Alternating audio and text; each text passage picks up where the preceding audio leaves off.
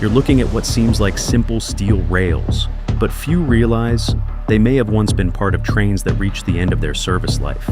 Dismantled, melted at extreme temperatures, and refined under strict metallurgical standards, the steel returns, stronger and more precise than before. Join RaWMachines as we uncover that journey.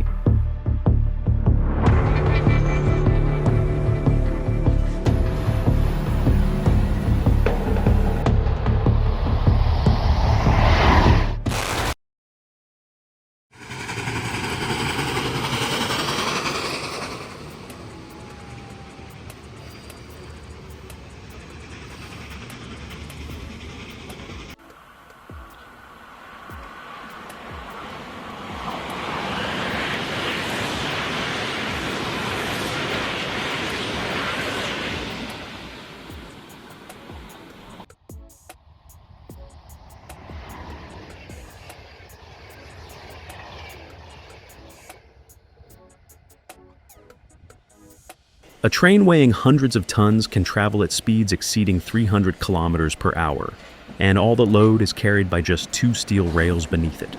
It sounds simple, but think about it. At that speed, what happens if the rail surface deviates by just a few millimeters?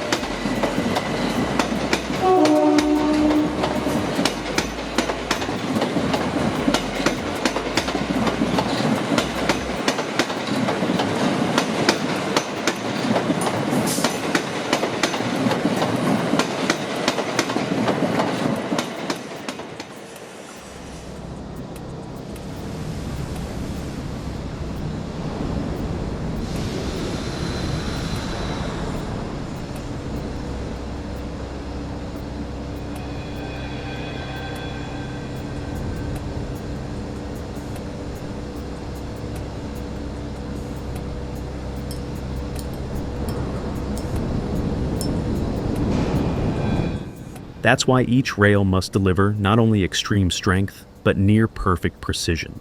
In reality, a single rail can operate continuously for 30 to 50 years. It can withstand axle loads of up to 25 to 30 tons, repeating tens of millions of load cycles throughout its lifetime. Yet under constant wheel contact, the rail surface still wears over time, typically only about 0.1 to 0.5 millimeters per year. A very small number, but enough to require continuous monitoring and scheduled maintenance.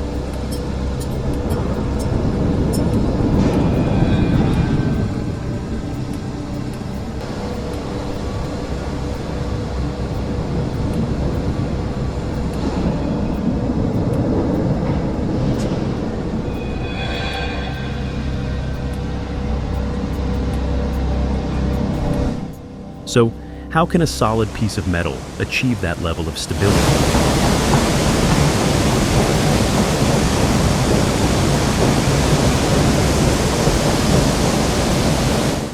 The answer begins with the most basic raw materials.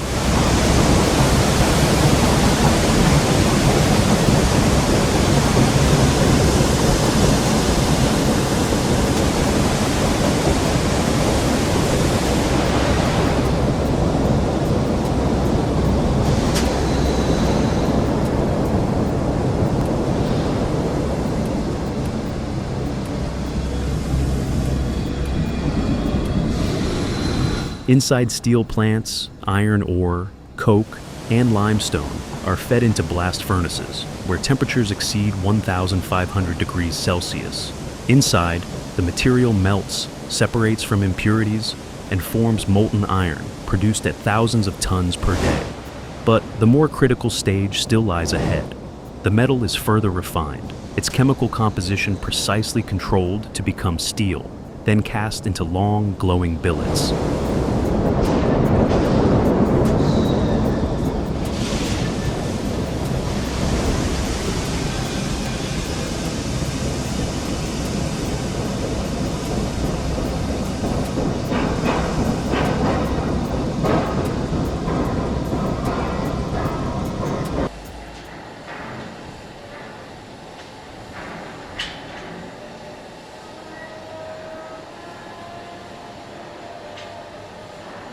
Before becoming rails, these billets are reheated for 6 to 8 hours at around 1,200 degrees Celsius, just to reach a plastic state capable of withstanding the immense forming forces that follow.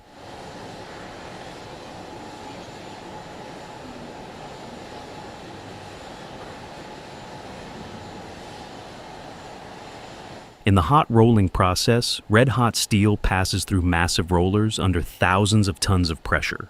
Within minutes, a solid block is stretched, compressed, and transformed into the final rail profile, with dimensional tolerances as tight as plus or minus 0.1 millimeters. At this stage, it is no longer raw material. It is a precision-engineered structural component.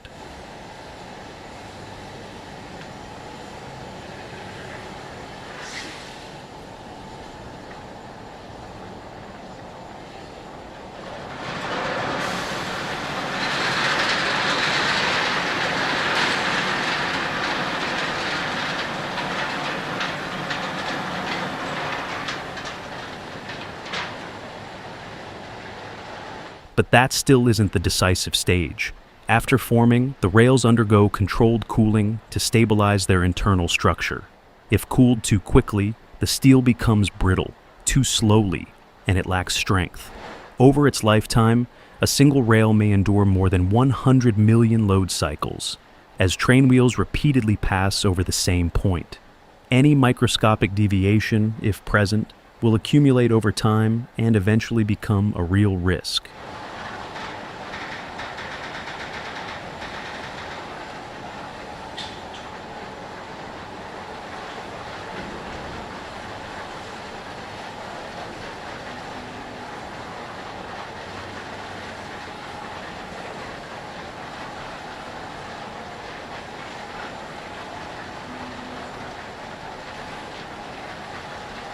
That's why, after cooling, the rails are straightened, cut to exact lengths, and subjected to rigorous inspection. From cameras and lasers to ultrasonic testing systems, everything is used to detect defects invisible to the human eye, because at high speed, there is no such thing as a minor flaw.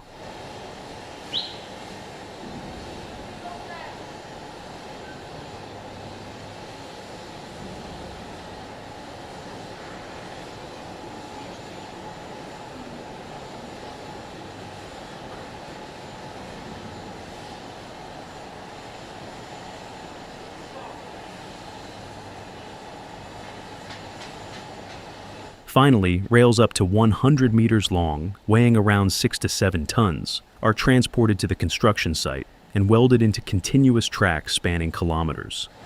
Modern railways use continuous welded rail technology, joining rails into seamless steel lines that can extend for tens of kilometers, virtually eliminating joints. This reduces vibration, lowers noise, and significantly improves safety at high speeds. In total, just 1 kilometer of double track can require between 120 and 140 tons of steel. During welding, temperatures can reach up to 2,500 degrees Celsius, enough to fuse the metal into a single, continuous structure.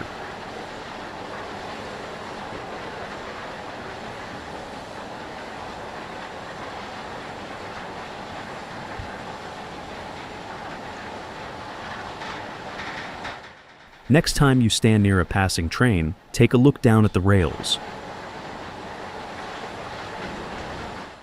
You'll see 2 pieces of steel that seem deceptively simple, but they carry the entire load, repeating millions of cycles over decades. And everything must be accurate down to the millimeter. What do you think? Share your thoughts in the comments, because sometimes the most important things are the ones we rarely notice.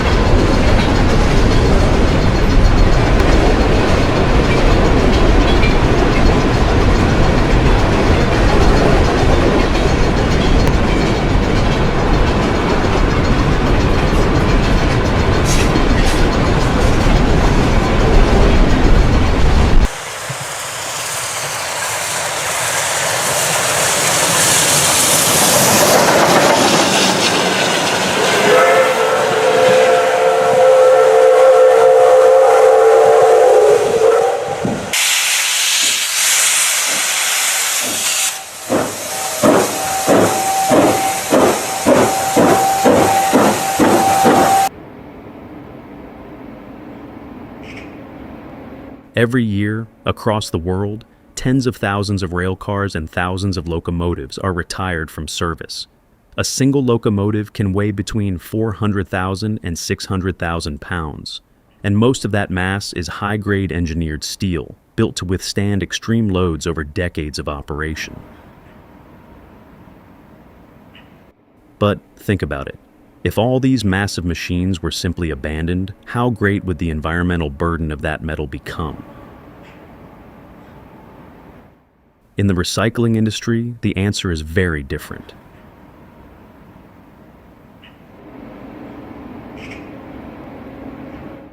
Decommissioned trains are not treated as waste. They are seen as mobile metal reserves worth billions of dollars. No mining from the earth, no refining from virgin ore. The material is already there, pre-formed, structurally engineered, and ready to be recovered.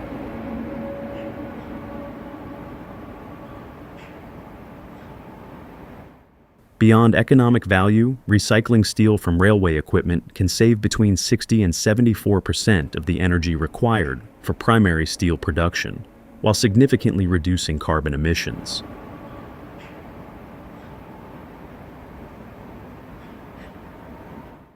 That's why train recycling is not just about scrap processing.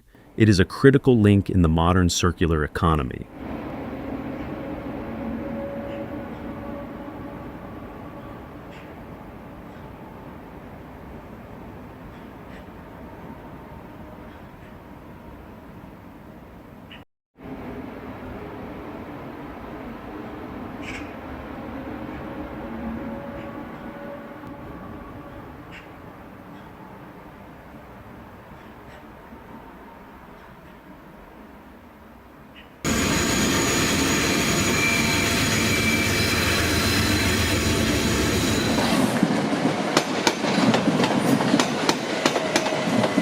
However, before a train can be cut apart, it must first be treated as a complex industrial system.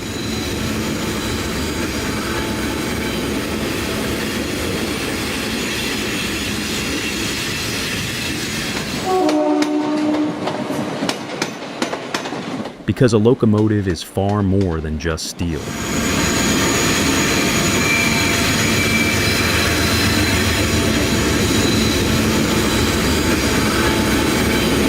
Inside, it can hold up to 5,000 gallons of diesel fuel, along with lubricating oil, hydraulic fluids, coolant, and other technical liquids.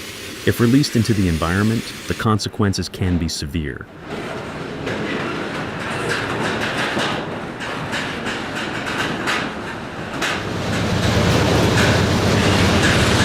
And that's not all.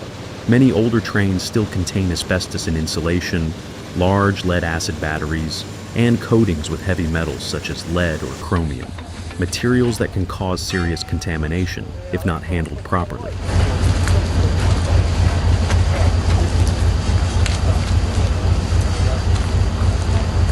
That's why the first step is always fluid extraction, draining all fuels and liquids, followed by the removal of hazardous materials, all processed under strict regulatory standards.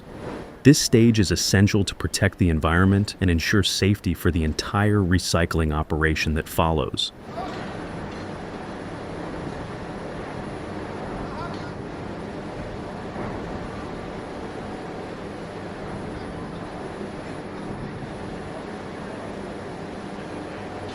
At the same time, high-value components are systematically recovered. Industrial diesel engines, generators, drive assemblies, wheel sets, anything that can be reused is carefully removed using cranes and heavy lifting equipment.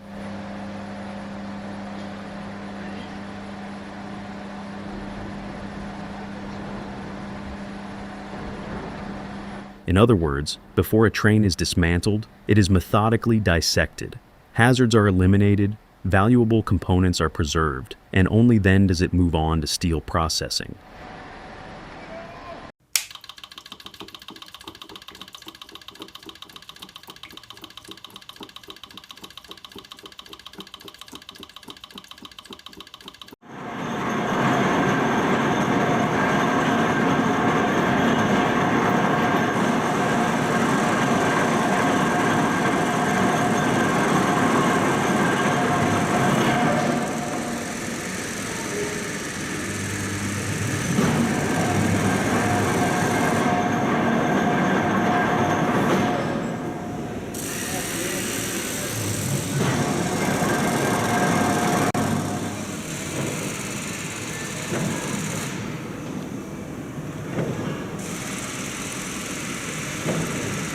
un poquito.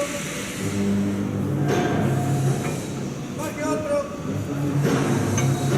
Baje. Baje un poquito.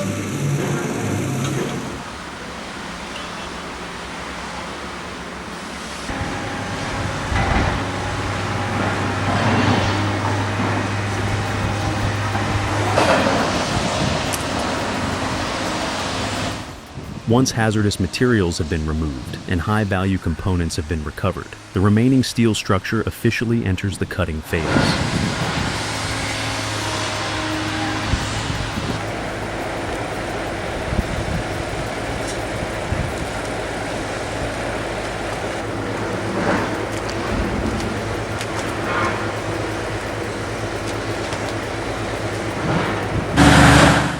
Massive hydraulic arms lift sections of the train's body, rotate them mid-air, and hold them firmly under immense clamping force. At the end of these arms are hydraulic shears capable of generating thousands of tons of force, enough to fracture thick steel beams that were originally engineered to withstand decades of heavy loads.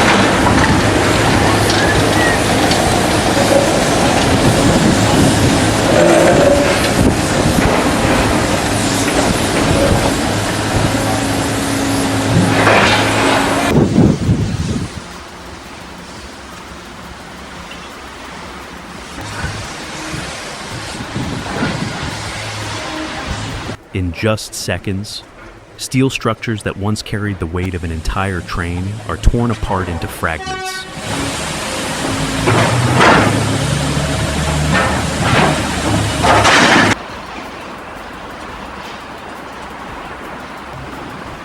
Yet this process is far from random. Every piece of steel must be cut to controlled dimensions. If the fragments are too large, they cannot be efficiently fed into the furnace. Too small, and they can compromise metallurgical quality and increase the risk of contamination.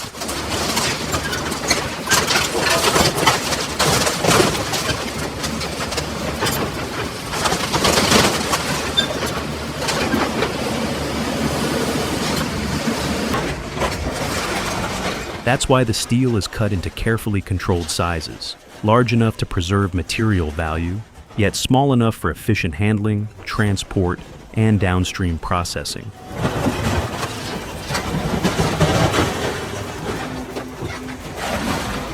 At this stage, the goal is no longer to preserve the form of the train. It is to convert the entire structure into a standardized industrial feedstock, uniform, controlled, and ready for shredding and metallurgical processing. In other words, this is the most critical transformation. From a complete machine to raw material for an entirely new life cycle.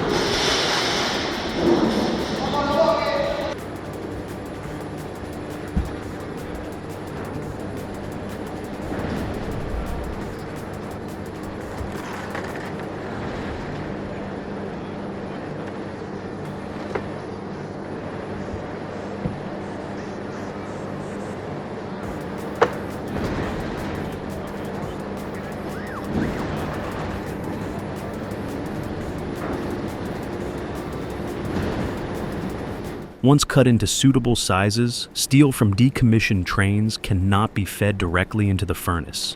It requires further processing to achieve the necessary uniformity and cleanliness.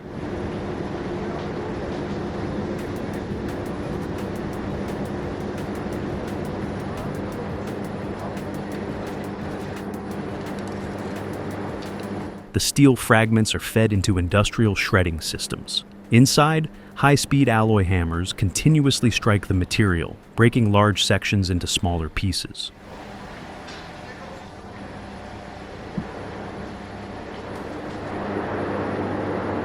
The resulting scrap size is carefully controlled, small enough for efficient transport and furnace charging, yet large enough to preserve its metallurgical value. After shredding, the material moves through multiple sorting stages.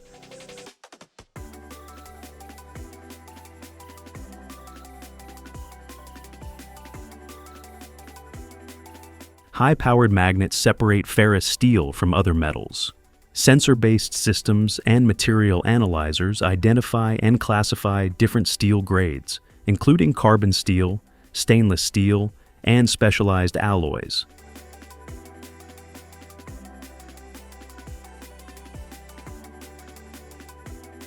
At the same time, workers manually inspect the material along conveyor belts, removing any remaining contaminants such as plastics, rubber, or wood.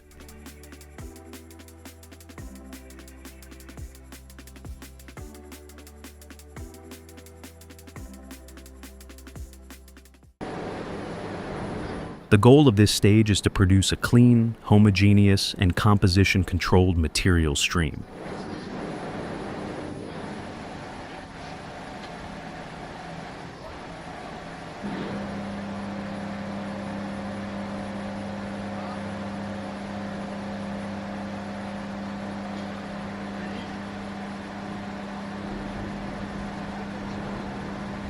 Only when these conditions are met is the recycled steel ready to move on to the next phase, melting and refining.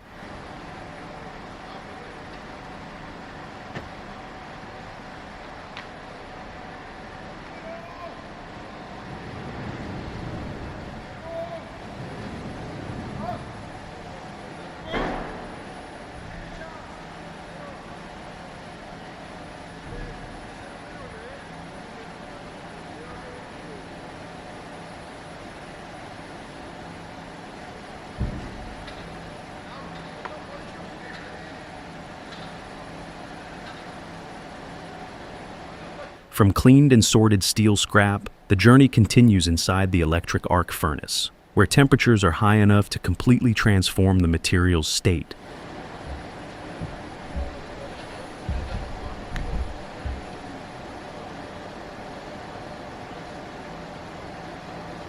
Steel from decommissioned trains is charged into the furnace in batches. This approach helps prevent thermal shock and ensures a more stable melting process. Above, graphite electrodes are gradually lowered, generating an electric arc with temperatures that can exceed 3,000 degrees Celsius.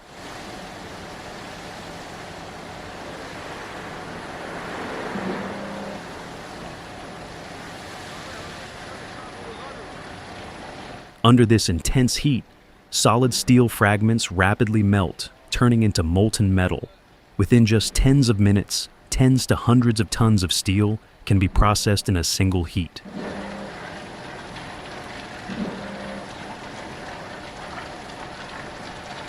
Throughout the process, limestone and dolomite are added to form slag. This slag layer floats on the surface, trapping impurities and protecting the molten metal beneath from oxidation. At the same time, industrial oxygen is injected to remove unwanted elements such as excess carbon and silicon.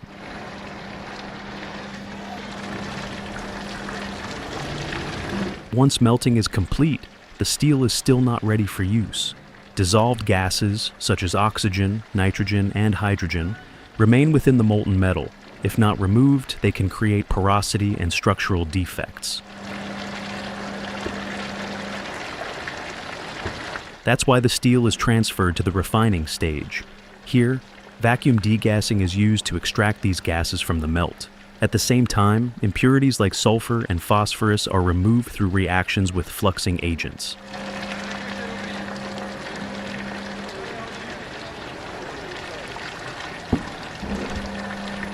The result is a stream of steel with high purity and uniform composition.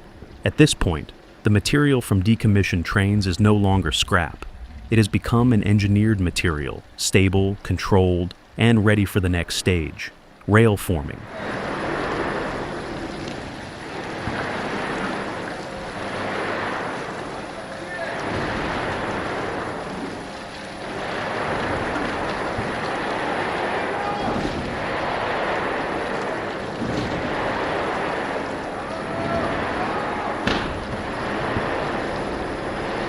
From its molten state, the steel enters the forming stage, where it gradually takes on the shape of a rail. The molten metal is first cast into large billets, which are then reheated to the appropriate rolling temperature. Once the material reaches the required plasticity, the billets are fed into a hot rolling line, where massive steel rollers apply intense pressure, reducing thickness and elongating the metal step by step.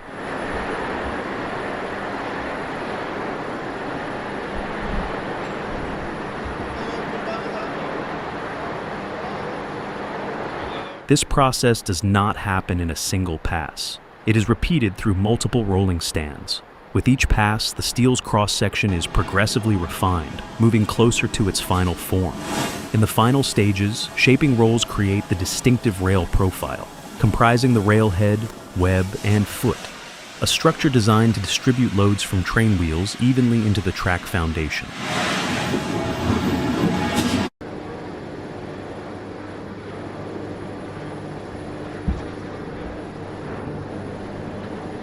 Throughout the process, temperature and dimensions are continuously controlled.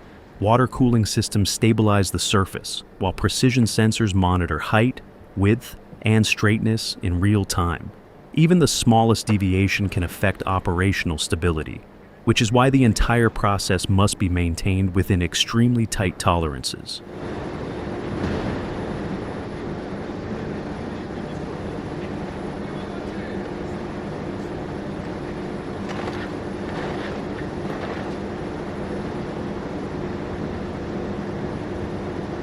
At this point, the steel from decommissioned trains is no longer raw material.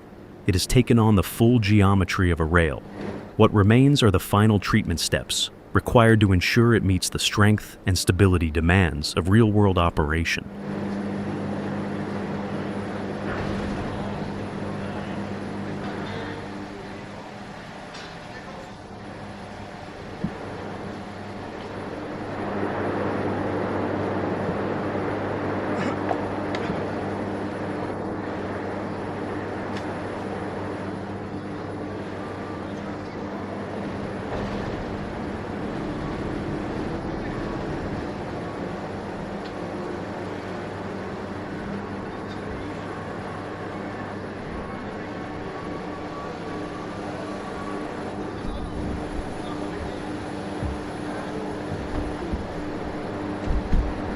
After the forming stages, the rails have nearly reached their final shape and dimensions. However, internal stresses still remain within the steel, and its microstructure has not yet fully stabilized.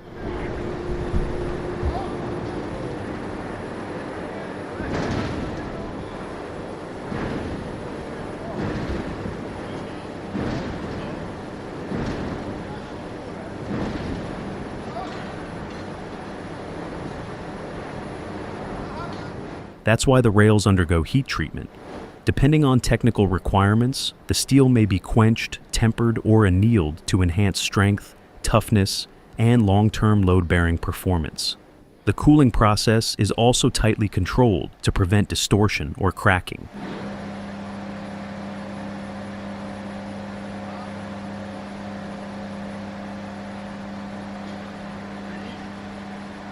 Next, the rails are welded into longer sections. The rail ends are precisely aligned, then joined using heat and pressure to form a nearly seamless bond, followed by grinding to ensure a continuous running surface.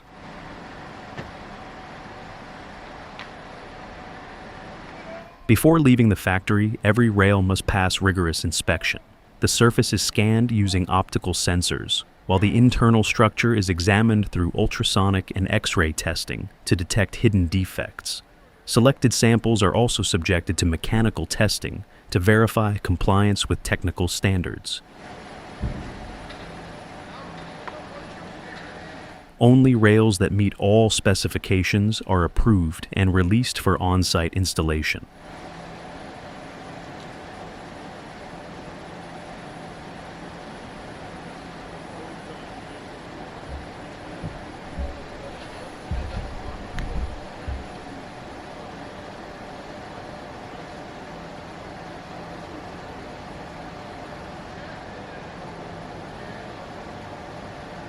Kroki, proszę! Ej!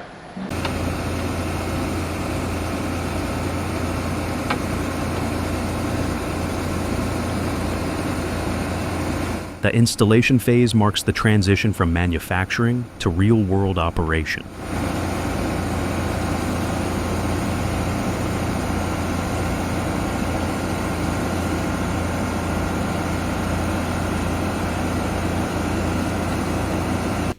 A perfectly engineered rail inside the factory is still not a railway, unless the subgrade, sleepers, and fastening system are constructed with equal precision.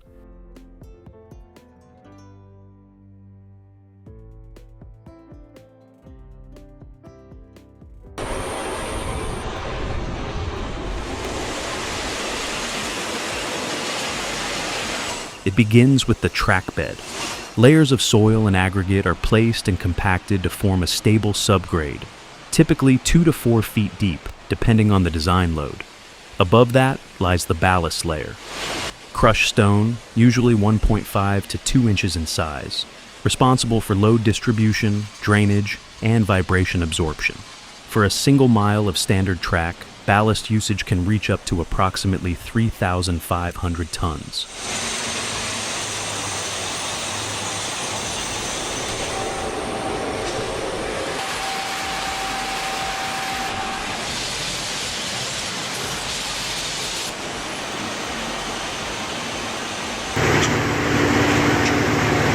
Next come the sleepers. Each sleeper, weighing around 600 to 700 pounds, is spaced roughly 24 inches apart.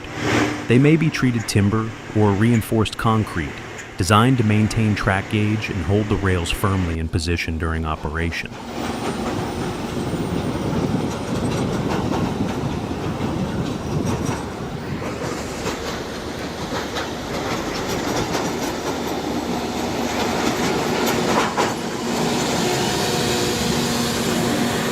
Once the foundation and sleepers are in place, the rails are delivered by specialized rail trains. Long sections, typically 78 to 80 feet, or even longer in continuous welded rail form, are pulled along the alignment and positioned precisely onto the sleeper system.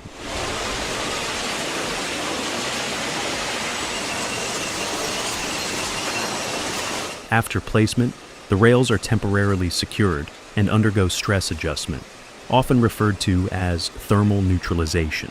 This critical step controls the expansion and contraction of steel under temperature changes, preventing the buildup of internal stress that could lead to track distortion.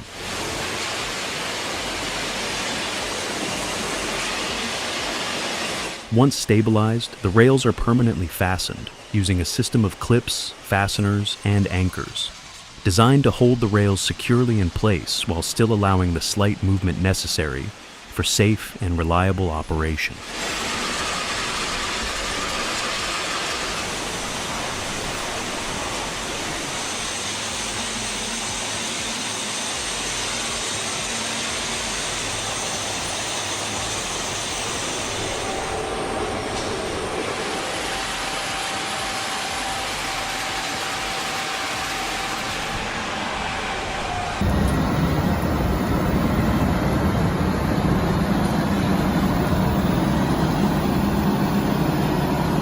Once the rails are positioned and initially secured, the entire track enters the finalization phase.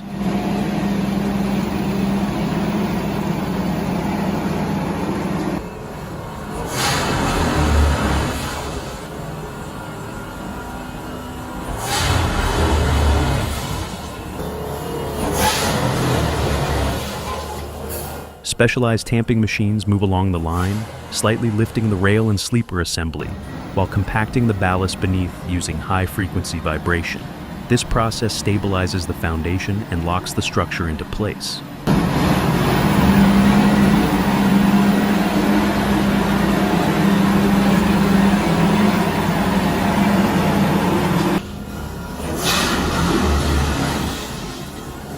At the same time, measurement systems equipped with laser sensors and inertial devices continuously monitor elevation, cant, alignment, and track gauge.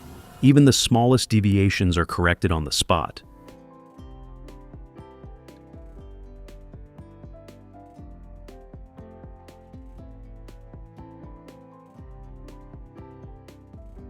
Once the track geometry meets specifications, the rail segments are welded on site to form a continuous line.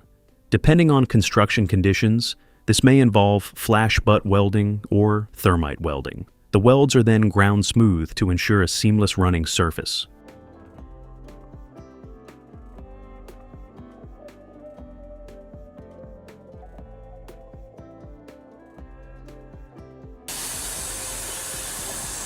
Before commissioning, the entire track undergoes a final inspection using ultrasonic testing and track geometry measurement systems to detect any remaining defects or irregularities.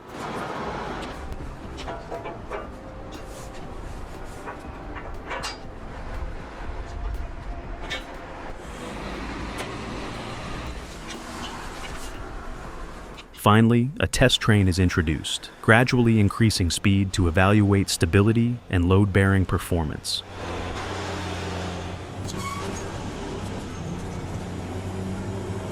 Only when all parameters meet the required standards is the railway officially put into operation.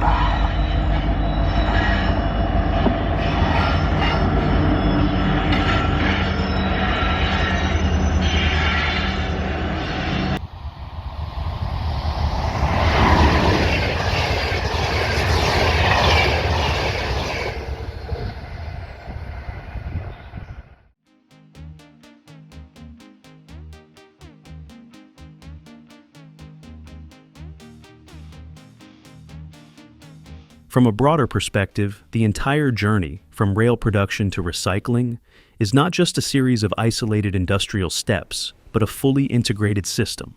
A system where materials, technology, and engineering thinking work together to create a stable foundation for the entire railway industry.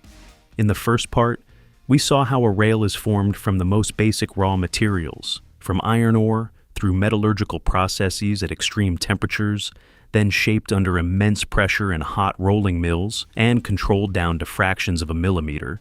Every stage serves a single purpose: to create a structural component capable of tonal heavy loads, operating reliably and maintaining precision over decades. A rail is not just steel, it is the result of continuous control, where even the smallest deviation is unacceptable. But the story doesn't end there. In the second part, we follow the material life cycle in reverse, when trains that have completed their service are not discarded, but returned to the system in a new form. Steel from machines that have traveled millions of kilometers is dismantled, cleaned, sorted, and melted in electric arc furnaces at temperatures exceeding 3,000 degrees Celsius. Here, the material is not simply reused, it is refined. Impurities are removed, composition is controlled, and the structure is re-engineered at the microscopic level before re-entering the production cycle. This reveals a fundamental truth. In the modern railway industry, steel has no true endpoint. It simply transforms from a complete train to scrap and back into rails that meet equally demanding, if not higher, technical standards. It is the connection between these two processes, production and recycling, that creates a closed industrial loop. In this system, materials are maximized, energy consumption is significantly reduced, and emissions are minimized. Instead of relying entirely on newly extracted resources, the railway industry can sustain and evolve using what already exists. More importantly, this entire process reflects a core principle of modern engineering. Durability and reliability do not come from a single factor, but from comprehensive control across raw materials, processing, operational life, and material regeneration. And when you stand beside a railway, looking down at two seemingly endless lines of steel, you might not think much about them. But in reality, they are where two worlds converge: precision manufacturing and intelligent recycling. One part may come from deep within the earth, another from trains of the past. Yet together, they form the foundation of both present and future. If this surprised you, leave a 1 below. If you already knew it, leave a 0. And don't forget to share your thoughts. Your feedback helps us create better videos next time. Thank you for staying with us until the end. If you enjoy content like this, be sure to like, share, and subscribe so you don't miss what's coming next. This is RaWMachines, signing off, and we'll see you in the next story.